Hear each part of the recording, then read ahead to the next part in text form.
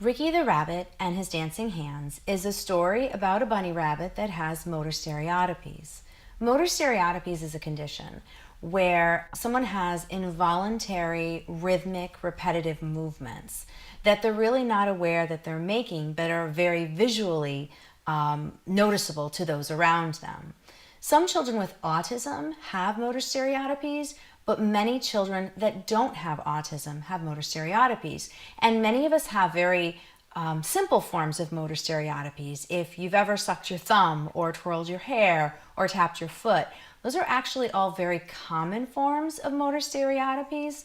But for children with non-autistic primary motor stereotypies, their movements are much more complex. So they may involve finger wiggling or hands flapping.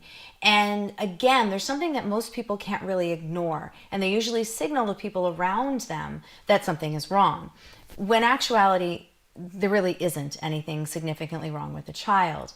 I can tell you, I've been an educator for over 2 decades, and although my primary work in education has been a secondary social studies or history teacher, I also have degrees and certifications in administration and in special education.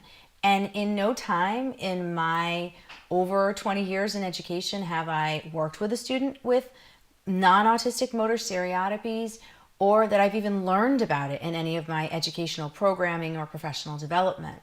So that's part of the reason why I decided to write this book. I wrote the story Ricky the Rabbit and His Dancing Hands because my own son has non-autistic motor stereotypies. And when his own classmates started asking the teacher why he makes the movements that he does and why he does the things he does, I started to look for a children's book about it to help them understand and to even help my own son understand. And I couldn't find one. So I decided if there wasn't going to be one, I was going to have to write one myself. So that's how Ricky the Rabbit was born.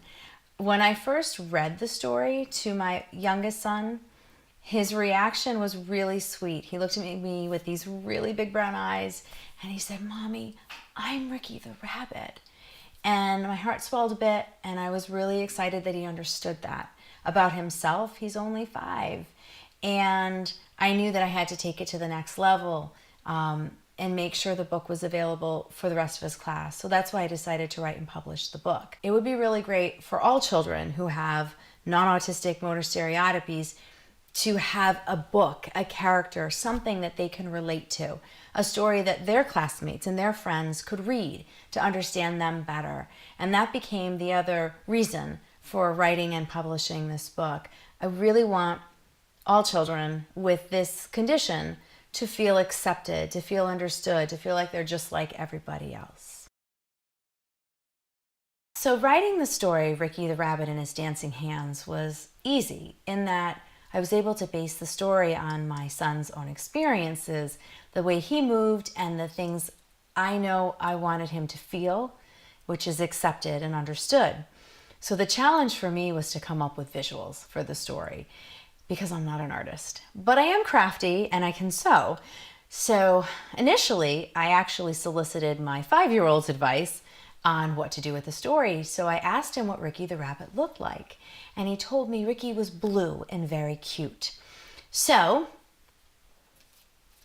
I created what I thought were kind of blue, cute characters to put in the story, and he guided me and he told me whether they were good enough or not, and he gave me some of his own input and advice. So actually a 5-year-old helped me develop the character Ricky the Rabbit, and his friends as well. But when you look at the actual images, the backgrounds of the pictures are actually remnants of fabrics that are left over from projects of things I'd done around our home for our family over the years, remnants of baby blanket fabrics, or I had made a hanging door frame puppet theater for my son, or dress-up clothes I had made, or corduroys for a bear for a project at school. So while someone looking at the story probably wouldn't think much about it, the images are actually quite sentimental for our family and for some of the things that our children used and played with as the years went on. So if you're interested in buying the book, Ricky the Rabbit and His Dancing Hands, it is available on Amazon in both paperback and Kindle formats. In addition, if you're interested in finding more information about motor stereotypies, or you yourself are unsure if your child may have motor stereotypies or not, the first thing I would recommend doing is contacting a pediatric neurologist. They are going to be the experts in that area and that field. In addition, as a parent, I found the Johns Hopkins resources incredibly helpful and useful. They've done a lot of work and research on non-autistic motor stereotypies.